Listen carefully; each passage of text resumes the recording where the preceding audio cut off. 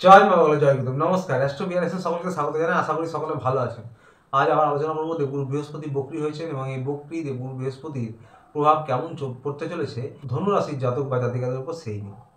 বক্রী কথার অর্থ হচ্ছে যখন সূর্যকে প্রত্যেকটি গ্রহে প্রদক্ষিণ করে চলেছে এবং এমন অবস্থায় যখন কোনো গ্রহের গতি ধীরে হয়ে যায়, স্লো হয়ে যায়, তখন সে কিন্তু অন্য গ্রহদের থেকে পিছিয়ে পড়ে। অর্থাৎ পৃথিবী থেকে আমাদের দেখে মনে হয় যে সে যেন পেছনের দিকে চলে যাচ্ছে, পিছিয়ে পড়ছে, বা একটা রাশি পেছনে চলে যাচ্ছে, অর্থাৎ যে রাশিতে রয়েছে তার আগের রাশিতে চলে যাচ্ছে। এবং এই অবস্থায় যতদিন থাকে সেটাকেই বক্রী অবস্থা বলা হয়। তো দেবগুরু বৃহস্পতি 11ই নভেম্বর বক্রী হচ্ছেন এবং 2025-এর এবং 2026-এর 11ই মার্চ পর্যন্ত বক্রী থাকবেন। এবং বক্রী হলে প্রত্যেকটি গ্রহেরই কিন্তু বলাবল বৃদ্ধি হয়, ক্ষমতা বৃদ্ধি হয়। দেবগুরু বৃহস্পতি একটা সাত্ত্বিক গ্রহ, শুভ গ্রহ, তারও কিন্তু শুভত্ব বেড়ে যাবে। এবং আপনাদের 8 নম্বর ঘরে, যারা কিনা ধনুরাশির জাতক জাতিকা, আপনাদের 8 নম্বর ঘরে দেবগুরু বৃহস্পতি বক্রী হচ্ছেন।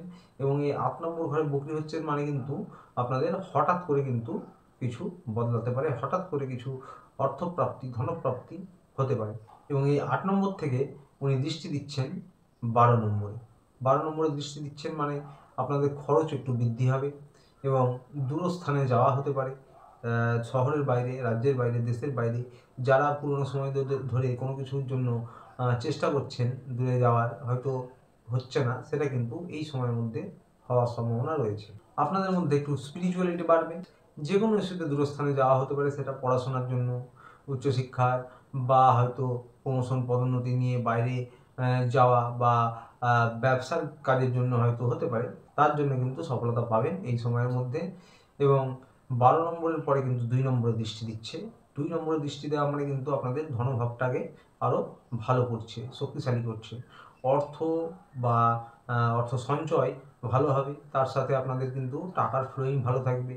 2 নম্বরে দৃষ্টি মানে মুখের বাণী, আপনাদের জ্ঞান বৃদ্ধি করবে। মুখের বাণী, বুদ্ধির দ্বারা আপনারা কিন্তু কর্মক্ষেত্রে আরও ভালোভাবে এগিয়ে যেতে পারবেন এবং অর্থ সঞ্চয় করতে পারবেন, ব্যাংক ব্যালেন্স কিছু সঞ্চয় করতে পারবেন।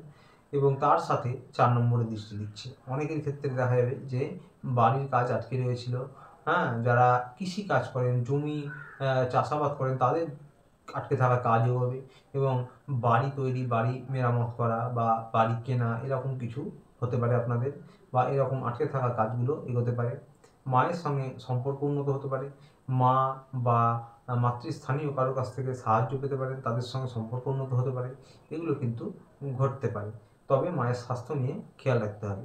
এবং এই স্থানে, অর্থাৎ এই অবস্থায় নভেম্বর, অর্থাৎ 11 নভেম্বর 2025 থেকে 3 ডিসেম্বর 2025 পর্যন্ত কিন্তু থাকবে।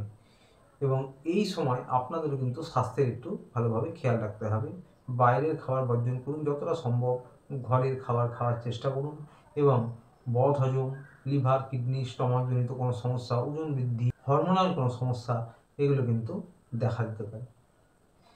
এবং 3 ডিসেম্বর থেকে দেবগুরু বৃহস্পতি কিন্তু আপনাদের চলে যাবে তার আগের ঘরে, অর্থাৎ 7 নম্বর হাউসে।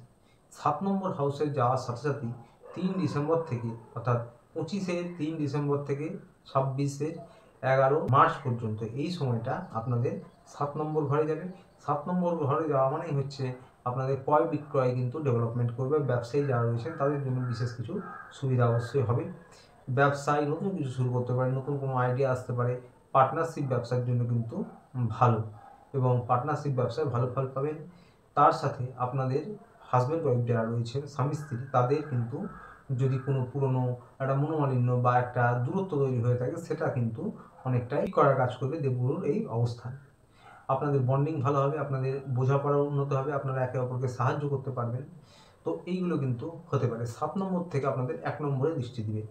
এর আগেই বললাম যে ওজন বৃদ্ধি হওয়ার একটু সমস্যা হতে পারে। যখন 7 নম্বর ঘরে চলে যাবে এবং 1 নম্বরে দৃষ্টি দিবে, তখন কিন্তু যারা শরীরচর্চা করেন, যারা ওজন কমানোর চেষ্টা করবেন, যারা রূপ পরিচর্চা করেন, তাদের জন্য কিছু সুবিধা অবশ্যই হবে।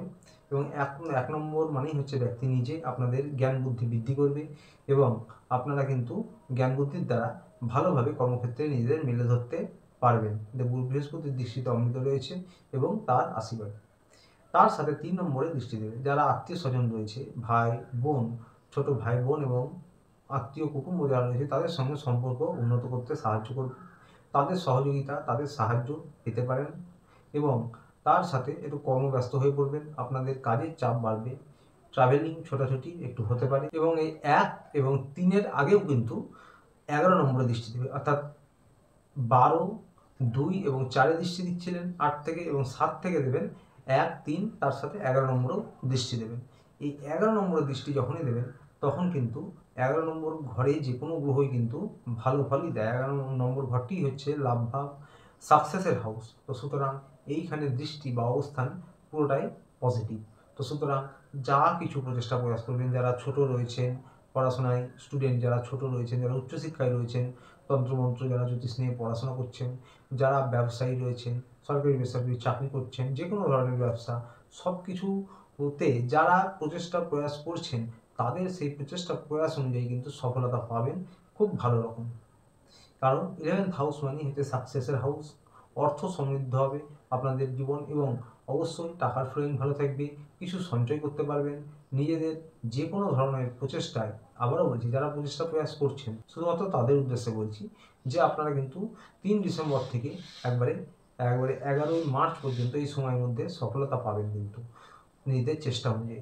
যাদের ব্যক্তিগত লগ্নগোষ্ঠীতে গুরু বৃহস্পতি বা এই 11th হাউস 1 বা 3 নম্বর হাউস 3, এই হাউস রিলেটেড বা এই হাউসের যে অধিপতি রয়েছে তাদের দশা খারাপ বা স্থিতি খারাপ, তাদের ক্ষেত্রে কিছু ব্যতিক্রম হতে পারে। তো দেবগুরু বৃহস্পতি বক্রী হচ্ছেন, তার বক্রীর ফলে এরকম প্রভাবগুলো কিন্তু পেতে চলেছেন যারা কিনা ধনুরাশির জাতক জাতিকা রয়েছেন।